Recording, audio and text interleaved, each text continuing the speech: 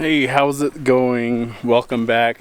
We are here at another video, and usually every month on the 25th we like to do PMCS on all these vehicles. Make sure we check all the fluids, make sure there's nothing loose, clean the vehicle, detail the vehicle. Once we're done with that, we're going to prep one of these tanks. I'll do a little walk through on how we can get some of these tanks prepped. Have the guys prepping some of the fittings right here. For these bulkheads, we have a 3-inch bulkhead right here. That's our fill. We'll put on some of these PVC parts. And this is our 1.5-inch bulkhead, which is our vents. I'll show you how to start prepping some of those. Right now we have Ty prepping our inlet and outlet for our water line. You want to say hi to the camera, Ty? What's up? And here we use 3/4 by 3/4 Pecks, which will be our blue line. And shortly I'll show you Steven. He'll be cutting the holes on these. We'll get them nice and prepped, put the water line thing done, and it's all buttoned up, looks pretty, ready for a home. We'll do another one. Cutting these holes. Right now he is taking the lids off so we can start getting our prepping underway. You want to say hi, Steve? What's up? I'll do, like I said, I'll do introductions of each of our team members. Is look for these inlets and outlets. They are marked on here, which Steven has found. He figured it out and he's like, oh hey, maybe I should cut this thing. So here we have him cutting these big 3-inch holes. Side, here's the inside. It takes a while to start going. They get bind up every now and then. But once you get it going, it's pretty simple.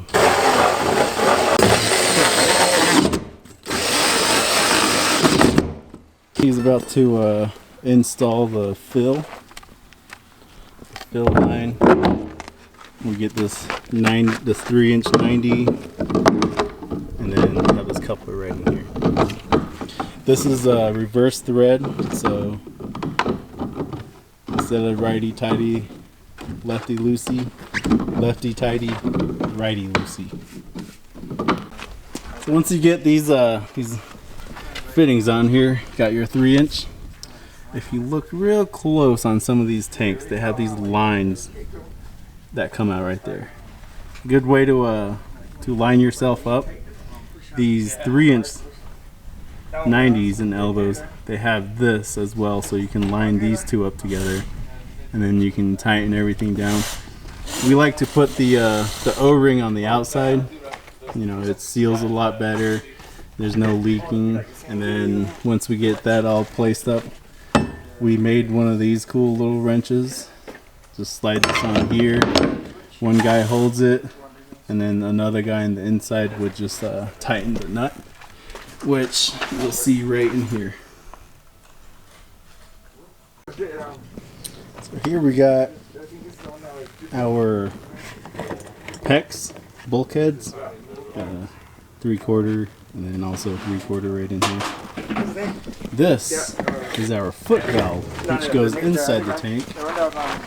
So once we get it all plumbed in, I'll show you, it'll go in here and sit on the bottom. This has a nice weight to it, so it's not going to bounce back up once you fill it up with water.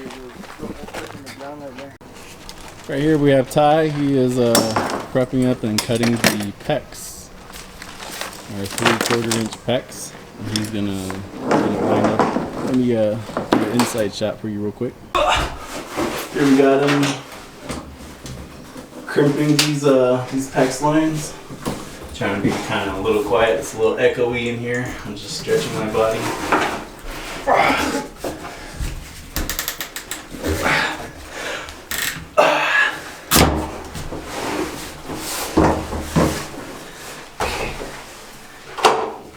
As you see here, we already put the our little vent, and then we have the fill. Sorry. Vent, fill, and our water line. We'll get these tanks cleaned up inside, so it's not like we're just leaving a bunch of debris inside there, so it gets all caught up in the foot valve or in the filters. So we got Rob over here. He's going to be vacuuming out the tank. Want to say hi, Rob? Hey, everybody. And here we have a tie taking up some of these ends. So if it starts to rain or anything like that, you can keep the rain, any kind of moisture out. Here, once you get the whole tank prepped up and everything, you're basically pretty much good to go. Get the lids back on there, and then you can set it back upright, store it, or if you were doing this at home, you can just throw it in the ground. Right here, I'll just kind of give you an idea of what it actually looks like when you're looking at the tank.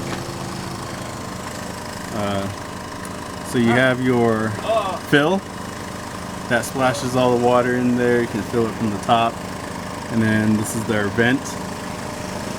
Then on the opposite side, as you saw, we have the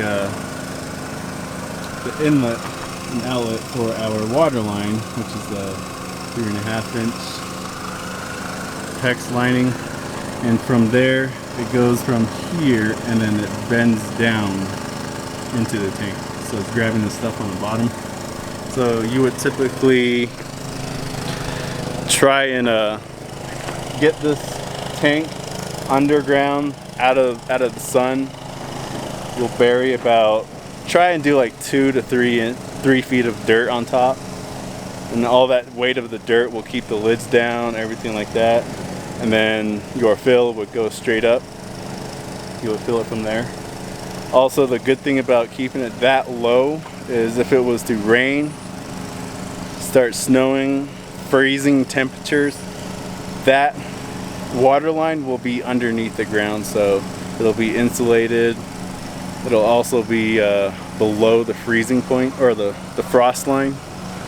So that gives homeowners a lot of reassurance knowing that their water line is not going to freeze on them. So here you have the tank. Tanks are normally about 5 feet tall, and they're about 5 by 5 by about 8. So here we have our tank. We have our water line. It's a 3/4 Pecks. Goes to the bottom. Our foot valve. And then right here is that outside bulkhead, 3/4 bulkhead, 3/4 fittings, and then it goes straight to your home. So that's your water line. This is our vent. Here's our fill. This is our 90-degree elbow that I was showing you. It's a 3-inch elbow. That goes up to the top, so you can just fill it from there. And the reason why we have this vent here is because if you were to fill this tank without a vent, and you start dumping large amounts of water in there, there's nowhere else for that air to go but back out that way. We've done that on a few cistern tanks that were owned by the homeowners. We didn't put them in, and we were trying to fill the tank, and then all of a sudden it just blew out. Gets all over your face, all over your clothes. It's pretty funny to watch, but if you're the one that it happens to, it's always a great time to get a bunch of water thrown in your face. So that's what the vent is for. But yeah, this is typically what your tank should look like. So if you're trying to do this at your home or one of your family members' home, and you're trying to figure out how you can prep these tanks, I think this is the best way you can go off of. Yeah, once you get this in the ground will be like right up here. All this will be filled in with dirt. This will be insulated, so your line going to your home will be insulated.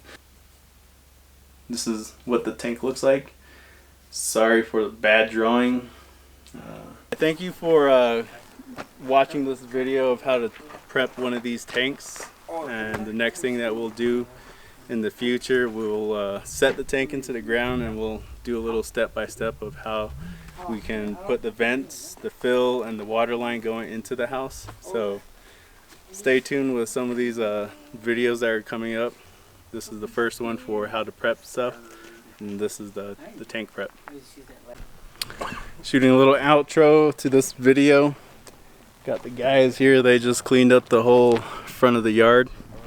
Got everything put away. Got Steven right here talking some gibberish.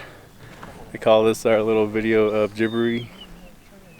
Got Howard here, he just finished all the water truck maintenancing.